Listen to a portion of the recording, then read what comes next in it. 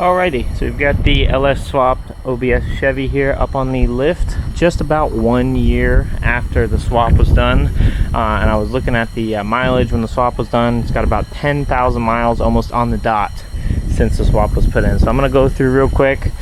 We'll do a once over under the truck. I'm doing a service on it. And we'll go through all the things that I've had to change, which is not too much, things that have gone wrong, and just basically how the swap's held up over the last year and 10,000 miles. So first things first here, we're just doing a service on the truck. I like to change the oil every 3,000 miles on my vehicles. So we're doing a service here. I just use basic cheap old 530, whatever's on sale, whatever's the cheapest, conventional, non-synthetic in my engines. I use this, I always use AC Delco filters. And they're like $4 usually on Rock Auto, so can't go wrong with that. This filter that I use on all my Gen 3 LS engines, there's the part number right here. It's the same thread and O-ring size as a regular Gen 3 LS filter, but it's like twice the depth. So my thought is it has more filtering capacity, but also it's a lot easier to get on and off the engine because those little short ones get up in there in the oil pan, and they're real hard to get off. As far as what other maintenance I'm doing right now, we got this exhaust hanger that has completely broken off the side of the exhaust. You can see it took a whole chunk out of the exhaust, so that's been dangling around for a couple days. So I went ahead and welded that back on there. Kind of just welded the chunk back in the pipe, and we'll see how long it lasts. I think it'll be fine.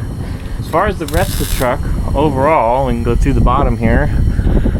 I mean, none of this was changed in the swap. This is all how it was before the swap, everything underneath.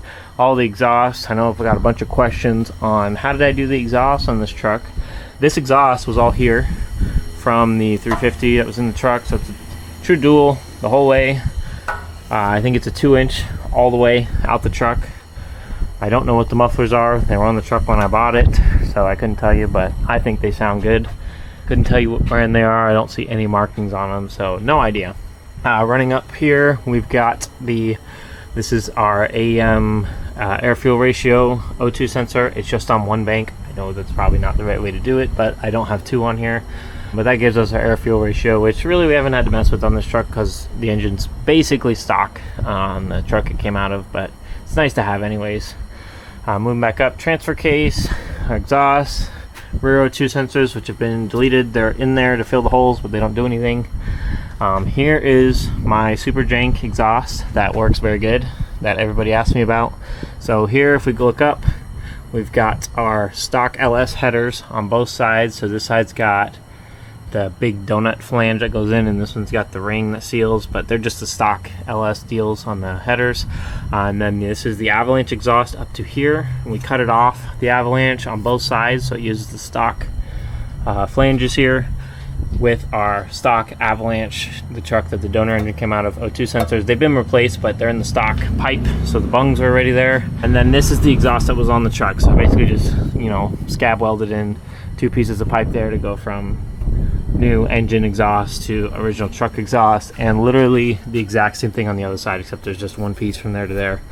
It doesn't leak, it doesn't rattle, it works good. I have no complaints with the exhaust. It is a little jank, but you know, it works fine. So as far as the rest of the engine goes, back here we just did an oil change. So here's our long filter. As you can see, the stock one's like this tall, this one's like twice the height. Everything's looking pretty dry under here. We have a little seepage on this side. You can see this wire harness is wet, and when I just changed the oil I wiped it, but there was one drip here and then there's one drip here. Honestly, that's fine with me. If it never gets any worse than that, I won't bother with it. I actually prefer it to drip a little bit, as long as it's not noticeable, you know, when you do oil changes, because it will leave nice oil film. As you can see, this truck is completely spotless on the underside, and if you run your finger anywhere on the frame rail, there's oil on it, just a slight film.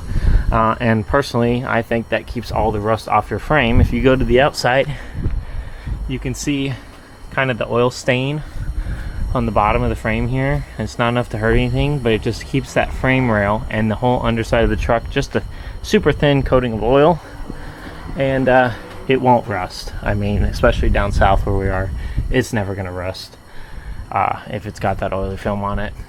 transmission looking good still. The rest of the engine, you can see our ICT swap plate brackets on there with our motor mounts. Those are the stock 350 motor mounts with the ICT plate to the LS engine. If you want any more information on this, there's a whole detailed breakdown video with all the parts and everything. Looking here, it looks like my lines for the, what is this, transmission cooler are sitting on the steering. I'm gonna put a zip tie on that, hold it up, because they should not be sitting on the steering bar there. So we'll fix that. I see my zip tie has slid down that was holding them up here. So we'll zip tie them up somewhere to this bracket or somewhere. Just went ahead and greased everything. As you can see, the rest of the engine, I mean, it's absolutely spotless, no leaks, no nothing. So that's it for the underside. I mean, it's pretty straightforward. Any other specifics were gone over in the video, but as far as stuff that's gone wrong under here, I mean, literally just that exhaust breaking off, which is completely not related to the swap at all. That's just really bad exhaust we had on here. I mean, you can see it's pretty jank with all the hangers and everything going on, but you know, it works, so we're leaving it. It sounds good. So we'll lower this down, put some oil in it, and I will go to the top side and show you what is going on up there, what I have changed, and what I want to change going forwards. Oh, also, real quick before we go to the top, I have also gotten some questions on this oil pan. This is the stock truck oil pan that was in the Avalanche, and just going to show you some clearance here. As you can see, this is in a four-wheel drive truck. Plenty of room on the front differential. It actually nicely has this little notch in the oil pan for the front differential. Clears everything here fine. Clears your steering, except for these lines, which I got to figure out why those are doing that. Maybe our bracket, I don't know, we'll figure that out. But yeah, no clearance issues whatsoever on the pan. Even got the skid plate on here from the Z71 deal. No problem at all on this side. And as you can see, looking down the front of the truck, it doesn't even stick down farther than the front cross member. Definitely not farther than the skid plate, so no worries about whacking it on anything there. I actually think it's higher up than the 350 oil pan was. Alrighty, so coming back around here to the top, as you can see, pretty much everything is exactly the same as it was in that last swap video. I'm gonna be honest, this thing has been extremely reliable. I don't barely open the hood on it except to do oil changes and occasionally wash the thing because it gets dirty, but it's pretty clean right now. One thing I will say, another thing I get a lot of questions on is this airbox setup here. So what is going on here is this is the airbox out of that Avalanche, and I basically hacked the bottom of it off and glued in a piece of aluminum, glued and riveted a piece of aluminum to make it match the fender, and then ran 2 bolts through it. So you can see those 2 bolts right there go through that aluminum piece in the bottom of this airbox, and then that aluminum piece is sealed and riveted to the bottom of this airbox. And I just like this airbox better than the OBS one. It's got easier filters to change and it doesn't fall apart. Lid's held together with screws instead of all those clips. And then we go through our mass airflow. This rubber flexi thing is off the Vortec 350, and then this tube with the 90 is off of like just a cheap LS cold air intake deal.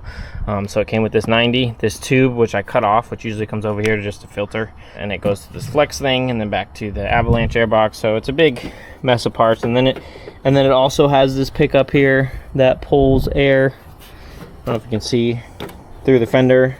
So it pulls air from behind these headlights in the stock location, so it gets cold air, brings it up into the airbox, into the engine. The filters that are just out in the engine bay, they really just pick up a bunch of hot air. They hurt your mile per gallon, they hurt your horsepower. So this is, in my opinion, the cleanest, easiest way to do this, and it looks good. It looks original. What else? We got the I was planning, and still am planning, to do electric fans on this truck.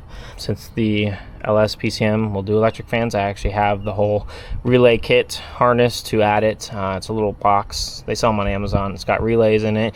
You hook the 2 pins up to that, you hook your power up to your battery terminal. It's got fuses. Then you go in HP tuners to set up your fan settings, and basically this big plastic fan shroud thing comes off, the big mechanical fan comes off the engine here, and you just have your regular electric 2-speed fans that would come in a GMT 800 truck. I think it will make it drive better. This is like a severe duty. Well, first of all, this fan sits behind the shroud, which really hasn't seemed to be a problem. We've had no issues with overheating or AC working good or anything like that, but it's close to this intake deal. It's never hit it, but it's close. This is also like a severe duty fan clutch, so it comes on really early, which helps the AC here where it's really hot. But you feel it when that thing kicks on. I mean, you can feel that engine bog down when that fan kicks on. It ramps up and you can hear it from inside the truck. It's loud. I don't think it's very efficient. The electric fan trucks on the GMT 800s work very good, especially if you're not moving, at keeping the air conditioner cold.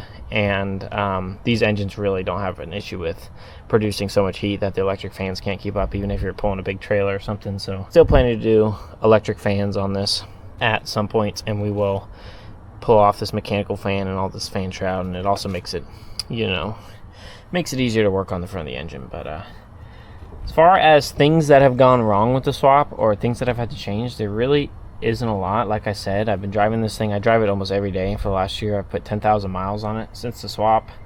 I have had knock sensors go bad. Pretty common problem on Gen 3 LSs. I changed them, sealed them up. They went bad again, so I tuned them out in the tune. I know that's probably not the best idea, but I'm thinking of making a little Gen 3 to Gen 4 knock sensor kit to mount the knock sensors on the outside of the engine. I know there's some that exist, but I'm not a huge fan of any of the ones that exist, so I'm thinking of making a little kit for that. Put some knock sensors back on it. That will get our knock sensors back, but really it's been running fine without the knock sensors. We've tuned them out in the tune, and just make sure you put good fuel in the thing and it doesn't knock. So as far as any other things that have gone wrong, in the very beginning, I had red coils on this engine. There were ones that came on it. There were some aftermarket red coils. It started having misfires.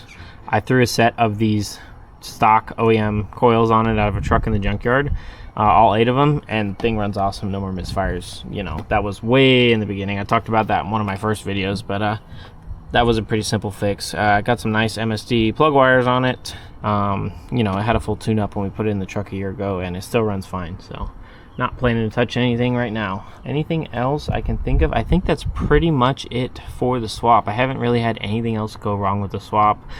I did have the ignition barrel get all screwed up in the truck, and it wouldn't start because the barrel was all locked up, but that's not a problem related to the swap. That's just a old truck thing. But I put a new barrel in it and it's fine now. I'm gonna go ahead and fill the oil.